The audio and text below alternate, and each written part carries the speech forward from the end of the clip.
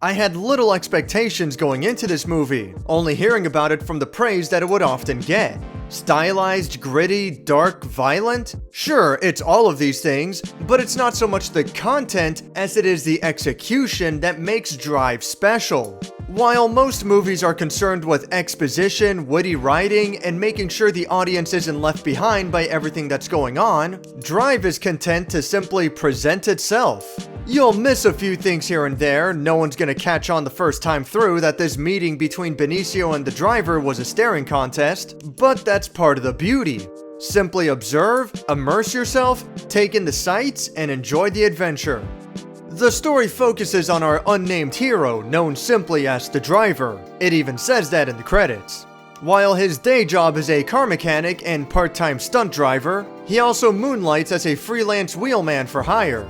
His life was simple and carefree until he falls for a woman. And after one job goes bad and everyone involved needs to be eliminated, the driver has to make some careful plays to make sure he gets out of this alive. It's a simple story with not too many twists and turns to surprise you. There's a gangster element to it, but the family tree never gets too expansive and there's barely a handful of people you need to keep track of to understand what's going on.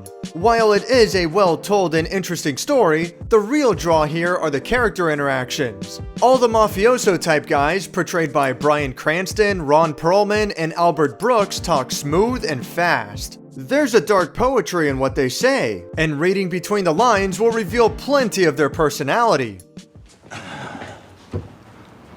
Take a fucking hike. I want to talk to my partner. I'm just fucking with you. How you doing, Shannon? How's the fucking leg? I paid my debt. And just as powerful as the extended conversations are the shorter ones. Kid, I want you to meet Mr. Bernie Rose. Nice to meet you.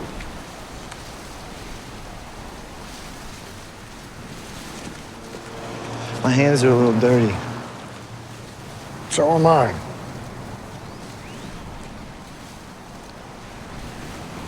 Good driving out there. Thanks.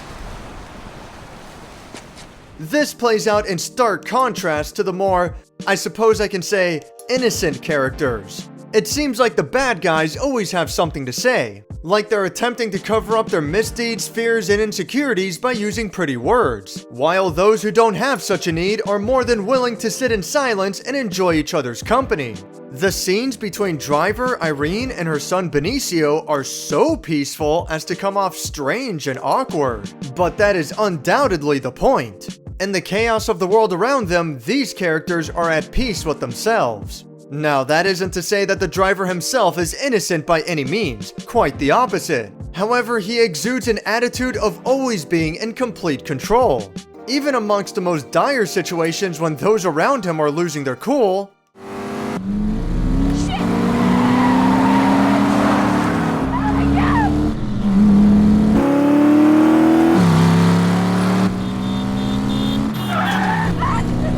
the driver is able to stay calm and focus on the path ahead. In fact, there's only one moment in the entire movie where his composure does falter. It's one of the rare moments where something outside of his control gets in the way of what he was planning, and it's a great scene.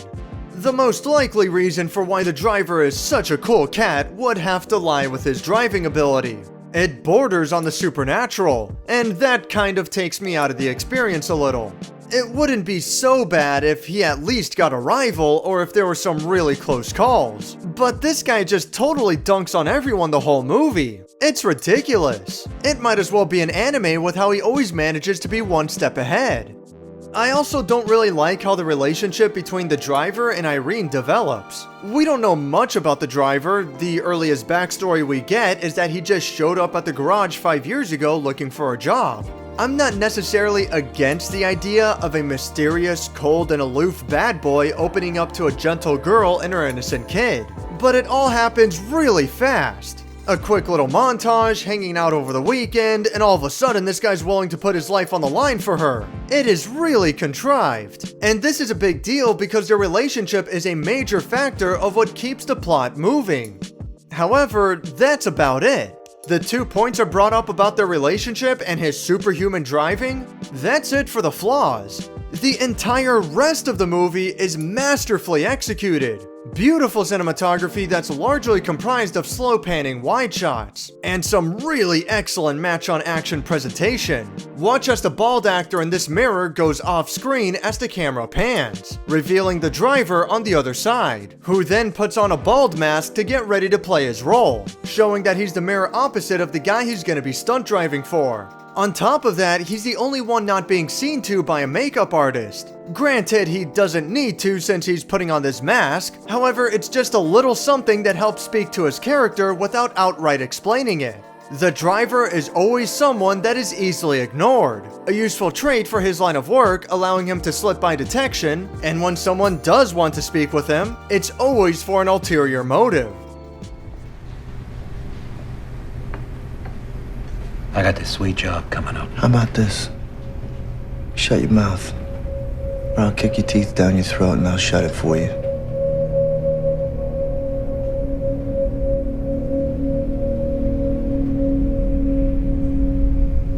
Nice seeing you again. No one appreciates him for who he is. Someone always wants to do business with this guy. Perhaps that's why he goes to such great lengths for Irene. Someone who doesn't ask him for anything and appreciates all he has to offer in return. I still find how quickly their relationship advances to be too artificial though. I'm not backing down on that. The action sequences are a case of quality over quantity. For a movie about driving, there are only 2 car chases, and any battles, if you want to call them that, end very quickly. But not without being utterly brutal. It's also worth noting that Drive does something similar with its action as some of those terrible movies from the mid-2000s, like Resident Evil Apocalypse where the camera is way too far zoomed in. In the case of Drive, however, steady camera shots and smart editing keep the action exciting without losing track of what's going on. It's pretty much perfect, and it's such a shame that there isn't at least one more chase scene because the 2 that are in the movie are so awesome, despite how simple they are. Speaking of this scene in particular, I find it hilarious how quickly these guys manage to leave civilization. Like, there's at least a business sign and traffic lights here, but then, in the next immediate cut, they're out in the middle of nowhere. I'll concede that I'm being a little too nitpicky with that one though. Even with the action scenes being as great as they are, it shouldn't really be what you're here for. This movie is meant for people who are willing to sit through a slower story where characters just stare at each other in silence for long periods of time. Because of that, I'd imagine more casual audiences to get bored, waiting for what feels like forever for something meaningful to happen. However, if you're willing to listen between the words and look hard at the scene, you'll notice that there's meaning around every corner. Tiny little scenes happening all the time. For example, back to this elevator, no one would catch on what's happening in this little moment the first time you watch the movie. There isn't even any dialogue, and only one scene later on alludes to this.